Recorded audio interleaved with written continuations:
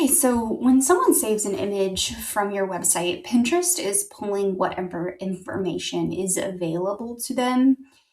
And if that information is strong, keyword rich, clear in what it is helping the user on the other side to achieve, then that pin has more context. However, if it is thin, vague, or missing any of the important information, like a pin title, a pin description, Pinterest really has less to work with. And this is why it is really important that you not only create your own Pinterest pins and you put them on Pinterest, but you also put them in your blog posts or enable people on your website to save from your website. Now, what needs to be in place for this content to actually feed through to Pinterest properly and do the job properly? Well, number one, the way that you can tell if Pinterest is doing you dirty, or if your website, I should say, is doing you dirty, and you need to ensure that you have all of the information in the right places and it's doing the thing. You come to your analytics and you pull one of these top pin reports. It doesn't matter which top pin report.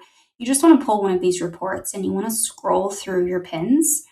In the report, there's always 50. And you want to see if any of your top pins say no pin description. If it says no pin description here instead of having a title, then your website is hurting you and not actually helping you. So you can create these pins and put them on Pinterest all you want, but if your website is also quietly holding you back, then you might want to take a peek at what's going on and try to fix it. Now, your website saved Pinterest pins. Let's go view one of my blog posts. Your website saved Pinterest pins. You need them to be clear. Generally, you need them to be vertical. You want them to have a text overlay on them depending on the industry that you are in. You may need to test out some different sizes, and I am a-okay with that. Actually, you can test out square, you can test out rectangle, you can test out the 9:13 aspect ratio, which is Instagram, but you definitely want it to, in most cases, be vertical, so 1000 by 1500. You want it to have a clear text overlay in most industries that explains the topic quickly. So this one is use Canva for your content planner to schedule your Pinterest pins. You want it to have a Pinterest-friendly title when it's pinned to Pinterest, and you want a keyword-rich description to come through on that. So if I hit the Pinterest button here and I save one of these pins to my profile over on the platform, what's going to happen is I am going to see a title, I'm going to see a description, and it's going to say visit site because I have rich pins turned on. So here's the description that was written. Here's the title. And up above, you can see this is my pin. So you can see the pin stats. There are none because I just pinned it. But this is what you want it to look like. Now, if that's not happening, then I have some steps that you can take. So number one is obviously open one of your blog posts and do exactly what I just did. Go through the process, see what images are available to actually share. I'm going to go open up my website again. In this blog post, there are actually plenty of images that I could pin. In fact, if I open up the pin it button, it's going to give me quite a lot of images that I could pin from this particular post. I don't know where some of these are coming from, but probably ads.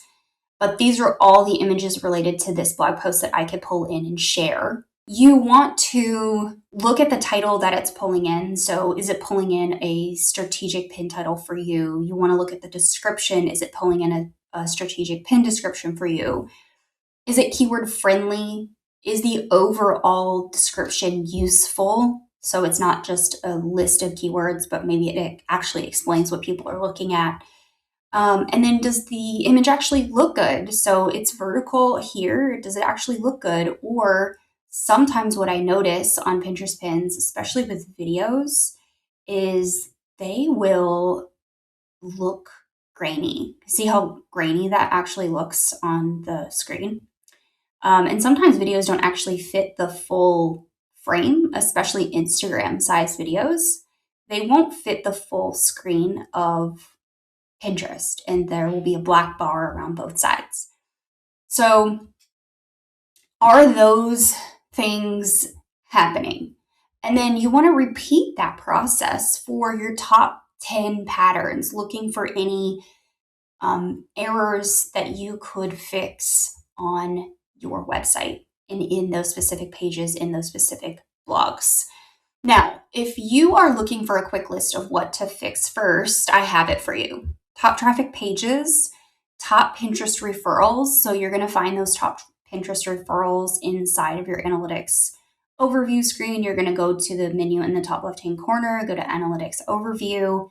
You're going to scroll down to the top and you're going to choose outbound clicks because these are your traffic referral pages. These are the pins that are sending traffic to your website. So you want to make sure you choose outbound clicks. And then you also want to look at any seasonal posts that are coming up that are not in your top pin report just yet. You also want to look at pins that have a strong save quantity and any older posts that just still get really good impressions. You want to click through, look at the impressions report, and then click through to the outbound clicks report and see if they match. There may be some that are lingering in the impressions right now that just aren't getting clicks, but they're getting saves. So make sure you're not ignoring this top pins report for impressions either. And that's really it. So going forward, what you really need to do in your workflow is you want to ensure that you are creating content that's easy for people to save. You have sharing buttons that make it easy for people to save from your website. You have images that are linked throughout the website that actually help explain what people are seeing, what they're looking at. And then you've embedded maybe some Pinterest pins for people to click on and save as well. So that is how you might have website visitors, but you're not enabling them to actually help you along on Pinterest because you might be ignoring or just completely missing some of these things.